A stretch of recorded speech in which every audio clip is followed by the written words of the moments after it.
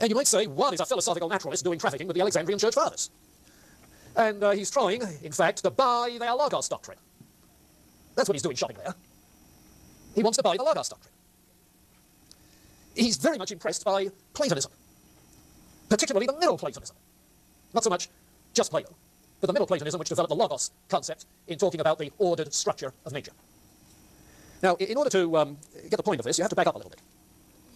To begin with, just as a Hegelian would want to say that all of subsequent philosophy is a series of footnotes to Hegel, Whitehead in one place says that the whole history of philosophy is a series of footnotes to Plato. And you begin to see that the thing he appreciates about Hegel is the view of the processes of nature being basically of the nature of spirit, created, but with a Logos structure to those processes, a dialectical Logos structure. But that's only one thing to help understand this. The other is that he grew up in a parsonage. His father was an Episcopalian clergyman of evangelical persuasion in the southeast English town of Ramsgate, 20 miles from my home. So that as a kid, we used to ride bicycles over to Ramsgate fairly often. And I think I know the church, though I've not been back to check on it, where he was. Whitehead then grew up in this home. When he went off to Cambridge as an undergraduate, for a while he was reading theology avidly. And then decided that wasn't for him. He couldn't buy it. Sold all his theology books. Turned his attention to mathematics, along with Bertrand Russell. So that they were undergraduates together. Later, however, in one of his later works that was published in the 1930s, a work called Adventures of Ideas, it's very plain that he has a new interest in theology, and particularly in Origen and the Christian Platonists of Alexandria. Origen, Clement, that tradition, the Middle Platonism there. And what appeals to him is the Logos conception and the idea that in the emanations from God, the good, and you remember they weren't clear about ex nihilo creation, in the emanations from God, the good, that Logos structure transfers to every finite manifestation, as in the Stoics, for whom there was the Logos spermaticos, the seminal Logos, in every particular. And it's that way of accounting for the orderedness of nature, the goodness of nature. God said it was good. The theme of Platonism is that being is good. Not necessarily becoming, but being is good. And it's this which seems to appeal particularly as a way for finding a basis for value in a world of fact, the Logos structure. Okay, so those three influences. Let me pause there and get your feedback, questions, clarification. Does that get you back in tune after spring break? Tuned in? Okay, clear enough on those three? All right, there we are. All right, then, our next task is to ask ourselves, what is this metaphysical scheme that he develops in flights of speculative imagination on the basis of concrete experience and the basis of modern science? Well, since we've said that he's a naturalist rather than an idealist, but he's profoundly influenced by those 19th century idealists, and particularly the Romanticist themes, how is he going to describe what is ultimate? Now, he doesn't say the ultimate reality, as if the ultimate reality is one reality and there are many others as well. You see, that would be a theist's language. The ultimate reality is God. There are all sorts of other lesser realities. That's not Whitehead's language. The ultimate reality for Whitehead is something that pulses through everything. Yes. And the ultimate reality for him is, wouldn't you know it? Creativity. You say, that's not a thing. It's a property. Well, you're right, it's not a thing. His is not a substance, metaphysic, to have the ultimate as a thing. You see?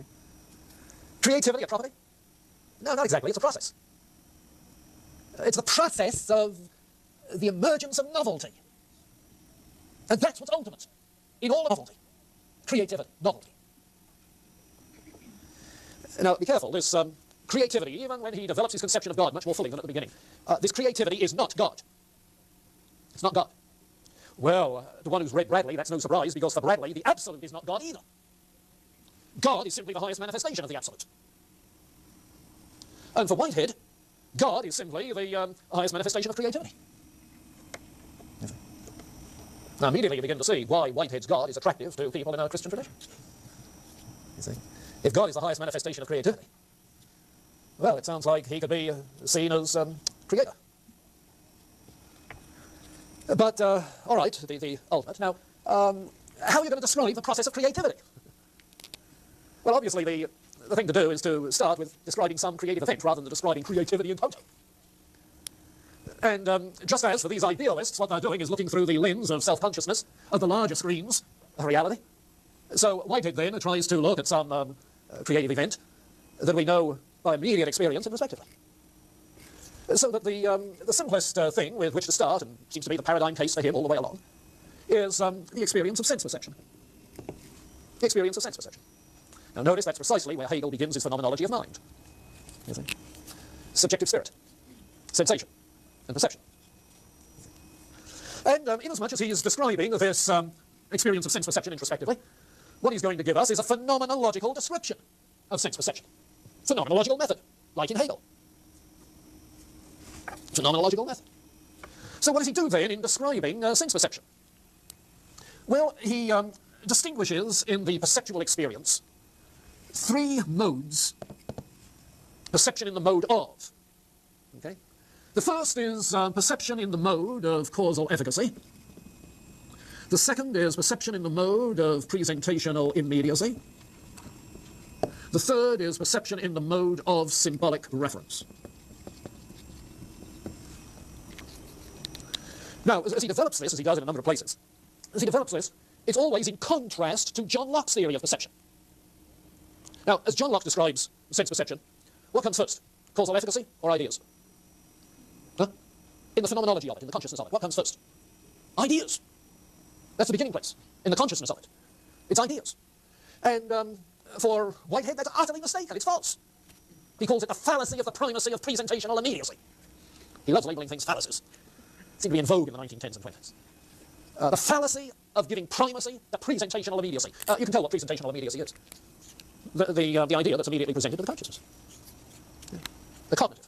The presentational immediacy is the cognitive context, the idea. Okay. Whereas causal efficacy, obviously, if we're conscious of that, it's affective rather than cognitive consciousness. And the awareness of that is less vivid in sense perception, I mean in visual perception, than it is, for instance, in auditory things where there's a loud noise and then you decipher what it is later. Or in the sense of touch, where the recognition comes more slowly. Yes. But his point is that if we consider the perceiver to be the entire psychosomatic unity, the entire human organism, then from a phenomenological standpoint, in terms of consciousness of, the initial thing is the causal efficacy. There is some effect, causally, that is felt. Yes. And misled by the clarities of sense perception, Locke talked otherwise. But even in visual perception, if the light is sufficiently bright, it's felt first. Yes. The dazzling light. So the primacy in the mode of causal efficacy. Now, notice what that does. You see, in John Locke, the idea came first. Then the question, what caused it? And you have to have a cause-effect argument of a purely intellectual sort. From the idea, which is thought, not felt, but thought, to what caused us to think the idea. Yes. That is to say, the idea is a representation. Hopefully it's a copy. And what it is out there that causes it, we don't know. We have to infer. Is there a cause? We don't know. For sure. Yes. Whereas, and this therefore means that our knowledge of reality is always indirect. It has to be logically inferred. But for Whitehead, if the causal efficacy is the thing, causal efficacy, you see, in that experience of causal efficacy, there is a direct knowledge of the cause affecting me. Like if Ryan were to stand up and I were to suck him on the jaw, he would have a direct awareness of the cause affecting him. So what we have then is, on this basis, what we have is on this basis, a direct knowledge of the existence of a real object. That's how we can be a realist. You see, contrary to David Hume, that we only know constant conjunctions, he's arguing we do experience causal connections. Hume is wrong. Hume stumbled over the fallacy of the primacy of presentational immediacy. You see, with a big label like that, you think he could have caught it. But no, he was so locked into the Lockean mode of thought. This awareness of causal efficacy has nothing to do with constant conjunctions. How many times does Ryan have to be hit on the chin before he's aware? You see, one, pretty surely will do it. You see, the immediacy of it. Presentational immediacy then follows. Yeah. An idea comes to mind. Now, there's no guarantee that the idea is correct. You know the way it is in the morning, you are awakened by a bell ringing and you grab the alarm clock and say hello. You've got the wrong idea. But you've got an idea. You see. No, so the presentational immediacy provides you with a hypothetical idea. No guarantees. And what you do is to take that idea and refer it to the cause of the stimulus. Notice the idea is not a representation, a copy. It's a symbol. Where did he get that language? Straight from Bradley. You see, Bradley, in his criticism of traditional empiricism, said ideas are not copies, representations, they're symbols that we use in thinking about things.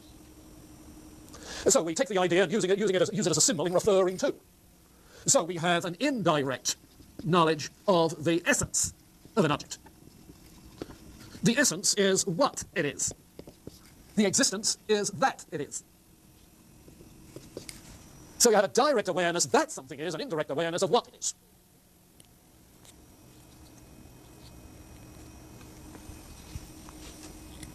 Now, notice what's involved, something else that's involved in this threefold business. What is it in these three which is the cause of the perceptual experience? What are the causes, what are the factors that create this experience of perception? Well, first, there are objective data, objective givens that affect the present state of consciousness. So if you like, my daydreaming is disturbed by these causal givens, causal stimuli, objective data, the causally affect. Second, as the ideas develop, these are what he calls eternal possibilities. What is this? It's the phone ringing at this hour in the night. You say it's a possibility. You are wrong. It's the alarm clock. But the ideas are simply possibilities that come to mind. You see? And the world is teeming with all sorts of possibilities. Objective, logical possibilities that you think of. And then there is a third factor that makes the perceptual experience complete. Decision. So you say, hello, and realize that you were wrong in your decision. But the decision, you see, is selecting from the eternal possibilities, the whole range of possibilities proposed by the stimulus. You select from that and go with it. And it may turn out to be that the symbol you use in referring to the thing is one which works. Maybe it doesn't. But with experience, you begin to know what the symbol you want, what will work. Now, I said that perceptual experience is his paradigm event. The event of a perceptual experience. And his point is that in every experience, in every event, in the entire cosmic process, there is first causal efficacy, real causal process. There is secondly the entertaining of possibility being there, they're presented as possibilities to the mind, ideas. I've got an idea. What's an idea? It's a possibility. What's this that's happening? Well, I've got an idea, possibility. Yes. And there is the decision, whereby in the process the lot is cast and you go with one possibility. Now you could diagram that then in a more general way. You diagram it like this. Here is the process to this point. Okay. At this point, there is some causal intrusion. Okay. Whereupon all sorts of eternal possibilities converge that would be suggested by such a causal intrusion. So that from a range of an indefinite number of possibilities, there are some which are relevant in this particular instance. And from these, decision is made. You see, with these possibilities, you could go in that direction, possibilities 1, 2, 3, you could go in that direction, you could go in that direction, you could go in that direction, corresponding to the various eternal possibilities. And choosing number 2, full steam ahead, that direction. So there are always 3 constituent elements in every event in the cosmic process. Objective causal givens. Inherent possibilities. Yes, natural process is loaded with possibilities, for good, for bad, value laden. So you've got the objective causal given, you've got the eternal possibilities, and third, you've got decision. Now, if you can grasp that, Whitehead's easy. You see, Whitehead's basic question is, what's the source of these eternal possibilities? And because I've already cued you in that he's looking for a logos doctrine, what's the source? God, the logos.